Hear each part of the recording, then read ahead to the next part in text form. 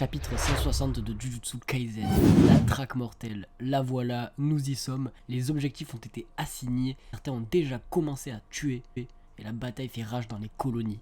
Voilà Kenjaku, le maître du jeu, celui qui avec son plan se trouve derrière tout ça, qui sort enfin de l'ombre. Kenjaku fait son apparition dans ce qui semble être le rêve de Sasaki, ami du lycée d'Itadori du club de spiritisme. Sasaki se trouve à l'intérieur de l'une des barrières qui constitue le lieu du match à mort, donc de la traque mortelle. En fait, Kenjaku, il octroie ce qu'il qualifie de privilège de sortir sans encombre juste une fois de l'arène aux gens.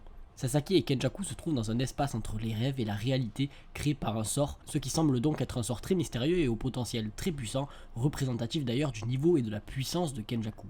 Kenjaku nous dit, là dehors, le monde est encore sans dessus-dessous.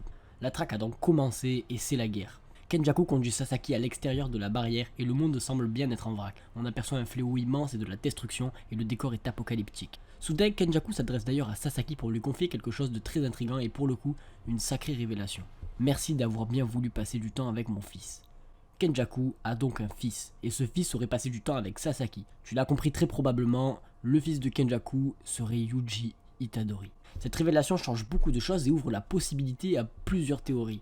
Yuji est-il humain, un fléau, est-il bien son fils, aura-t-il un sort ou un pouvoir en lien avec Kenjaku? Est-ce pour cela qu'il est rentré dans la traque mortelle sans pénétrer dans une zone? Ou peut-être pourquoi pas serait Sukuna le fils de Kenjaku? Enfin bref, il y a des tas de questions qui se posent et qui auront des réponses ou non plus tard, et cela fait plaisir d'entrevoir plein de possibilités excitantes comme ça pour l'avenir, et ça nous donne juste envie de continuer à suivre l'œuvre et d'être hypé un maximum, et de suivre l'œuvre avec attention. Sasaki se réveille donc et se retrouve au milieu de la foule. Nous sommes le 1er novembre dans la colonie de Sendai, la barrière est dressée et les humains, la foule rassemblée à l'extérieur, l'aperçoivent.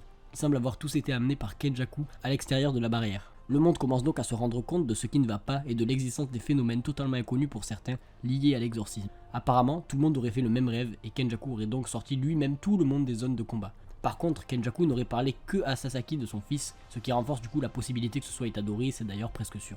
Bref, nous retrouvons Itadori, Megumi, Akari, Kirara et Panda qui cherchent avec Kogane l'ange pour déceler Gojo Satoru. Mais il ne le trouve pas. Peut-être se cache-t-il sous un pseudo. Akari et Panda se rendront dans la deuxième colonie où l'ange sera probablement là selon les dires de Tengen. Quant à Megumi et Yuji, ils se rendront dans la colonie numéro 1. Kirara lui attendra dehors. Akari et Panda se rendent dans la deuxième car Kashimo est le plus fort pour l'instant selon les scores, il vaut mieux que Akari s'en occupe par sa puce. Et Panda lui se concentrera à flairer l'ange. Kirara gardera simplement un œil sur la situation. Le 12 novembre, 7 jours avant que la participation de Tsumiki à la traque mortelle ne soit officielle, Kogane se présente donc officiellement et de manière générale. Le match à mort de la traque mortelle fait rage à l'intérieur des barrières, et une fois à l'intérieur, les individus entrés deviendront officiellement des joueurs. Kogane leur demande alors s'ils comptent rentrer dans la barrière et donc devenir des joueurs de la traque mortelle. Et Akari et Panda sont prêts, Megumi et Yuji aussi, et nos personnages s'apprêtent alors à se lancer dans ce gigantesque match à mort que sera la traque mortelle. Fin de ce chapitre incroyable rempli de surprises, la traque mortelle a officiellement commencé, les barrières sont mises en place, Kenjaku sort les non-participants, Megumi, Akari, Yuji et Panda se rendent en duo dans les colonies différentes pour atteindre leurs objectifs respectifs divers, trouver l'ange pour Panda, se battre contre Kashimo pour Akari, sauver Tsubiki et créer de nouvelles règles pour Megumi et Yuji. Nos personnages confirment qu'ils se lancent dans la traque mortelle et ils se préparent alors à faire face à ce match à mort rempli de fléaux, combats, destruction tel un monde apocalyptique à l'intérieur des barrières. Kenjaku nous apprend qu'il a un fils et qui est très probablement Itadori, ce qui ouvre la possibilité à des théories très intéressantes dont j'ai parlé tout à l'heure. La traque mortelle a commencé et la hype se fait ressentir.